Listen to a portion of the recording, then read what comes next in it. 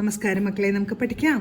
കഴിഞ്ഞ ക്ലാസ്സിൽ നമ്മൾ റ എന്ന ശബ്ദം വരുന്ന ഒരു ചിഹ്നമല്ലേ പഠിച്ചത്? ആ ഒരു ചിഹ്നത്തോടൊപ്പം തന്നെ സ്വരാക്ഷരങ്ങളുടെ ചിഹ്നങ്ങളും കൂടെ വ്യഞ്ജനാക്ഷരങ്ങളോടൊപ്പം ചേർന്ന് വരുമ്പോൾ എപ്രകാരമാണ് എഴുതുക എന്ന് കുറച്ചധികം അക്ഷരങ്ങളിലൂടെ നമുക്കിന്ന് പരിശീലിക്കാം. ആദ്യം പ എന്ന അക്ഷരം റായുടെ ചിഹ്നം ചേർത്ത ശേഷം സ്വരാക്ഷരങ്ങളുടെ മറ്റു ചിഹ്നങ്ങളും കൂടെ ചേർത്ത് എഴുതി നോക്കാം. പായോടൊപ്പം റാ ചേർത്ത് പ്ര എന്ന് നമ്മൾ ഉച്ചരിക്കുന്നു. ഇനി പ്ര എന്ന അക്ഷരത്തിനോടൊപ്പം സ്വരാക്ഷരങ്ങളുടെ മറ്റു ചിഹ്നങ്ങളും കൂടെ ചേർത്ത് നമുക്ക് പറഞ്ഞു നോക്കാം.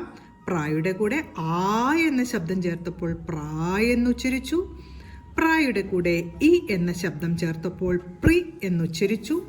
പ്രായുടെ കൂടെ ഈ എന്ന ചിഹ്നം ചേർത്തപ്പോൾ പ്രീ എന്ന് ഉച്ചരിച്ചു. പ്രായോടൊപ്പം ഉ എന്ന ചിഹ്നം ചേർത്തപ്പോൾ പ്രു എന്ന് ഉച്ചരിച്ചു. പ്രായോടൊപ്പം ഊ എന്ന സ്വരാക്ഷരത്തിന്റെ ചിഹ്നം ചേർത്തപ്പോഴോ പ്രൂ എന്ന് ഉച്ചരിച്ചു. പ്രായോടൊപ്പം എ എന്നതിന്റെ ചിഹ്നം ചേർത്തപ്പോൾ പ്രേ എന്ന് ഉച്ചരിച്ചു. അപ്പൊ എയുടെ ചിഹ്നം ചേർത്ത് പ്ര എന്നെഴുതി. പ്രേ എന്നാവാനായി എയുടെ ചിഹ്നം ചേർത്ത് പ്ര വരച്ചു. ഇപ്പൊ ഇതിനെ പ്രേ എന്ന് ഉച്ചരിച്ചു. പ്രൈ എന്നാവാനായി ഐ എന്നതിന്റെ ചിഹ്നം ചേർത്ത് പ്ര എന്ന് എഴുതണം.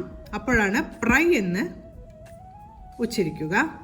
അടുത്തത് പ്രോ എന്ന് ഉച്ചരിക്കാനായി എയുടെ ചിഹ്നം ചേർത്ത് പ്ര വരച്ച് ആയുടെ ചിഹ്നം ചേർത്തു. ഇപ്പോൾ ഇതിനെ പ്രോ എന്ന് ഉച്ചരിക്കാം. പ്രോ എന്ന് ഉച്ചരിക്കാനായി എയുടെ ചിഹ്നം ചേർത്ത് പ്ര എഴുതി ആയുടെ ചിഹ്നം ചേർത്തു.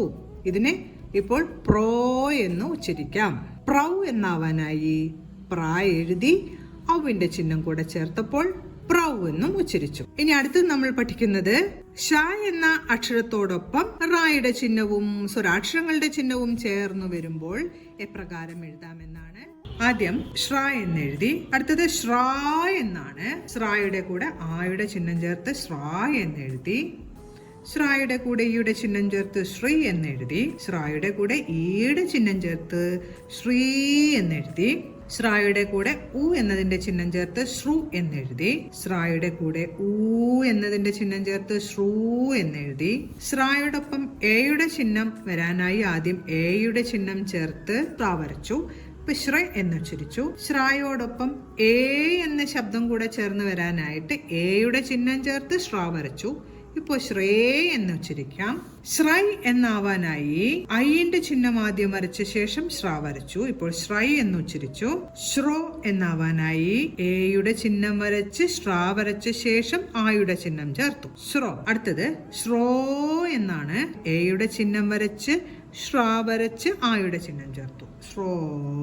അടുത്തത് ശ്രൗ എന്നാണ്. ശ്ര വരച്ച് ഔവിന്റെ ചിഹ്നം ചേർത്തപ്പോൾ ശ്രൗ എന്നായി. ശ്ര വരച്ച് അമ്മിന്റെ ചിഹ്നം ചേർത്തപ്പോൾ ശ്രം എന്നുമായി. ശ്ര ശ്രാ, ശ്രീ ശ്രീ, ശ്രു ശ്രു, ശ്രേ ശ്രേ, ശ്രൈ, ശ്രോ ശ്രോ, ശ്രൗ, ശ്രം. അടുത്തത് ക എന്ന സ്വരാക്ഷരത്തോടൊപ്പം ഈ ഒരു ചിഹ്നം ചേർത്ത് ക്ര എന്ന് ഉച്ചരിക്കുന്നു. ക്രായോടൊപ്പം നമുക്ക് മറ്റുള്ള സ്വരാക്ഷരങ്ങളിലെ ചിഹ്നങ്ങൾ ചേർത്ത് ഉച്ചരിക്കാം. ക്രാ, ക്ര ക്രാ, ക്രി ക്രീ, ക്രു ക്രൂ, ക്രെ ക്രേ, ക്രൈ, ക്രോ ക്രോ, ക്രൗ, ക്രം, ക്ര ക്രാ, ക്രി ക്രീ, ക്രു ക്രൂ, ക്രെ ക്രേ, ക്രൈ, ക്രോ ക്രോ, ക്രൗ, ക്രം. റായുടെ ശബ്ദം ചേർന്ന് വരുന്ന വ്യഞ്ജനാക്ഷരങ്ങളോടൊപ്പം മറ്റു സ്വരാക്ഷരങ്ങളുടെ ചിഹ്നങ്ങളും കൂടെ എപ്രകാരം ചേർത്ത് എഴുതാമെന്നാണ് നമ്മൾ ഇന്ന് പഠിച്ചത്. ഓരോ അക്ഷരങ്ങളും പറഞ്ഞുകൊണ്ട് എഴുതി പഠിക്കാൻ ശ്രമിക്കണം. അടുത്ത ക്ലാസ്സിൽ കാണാം മക്കളെ. നമസ്കാരം.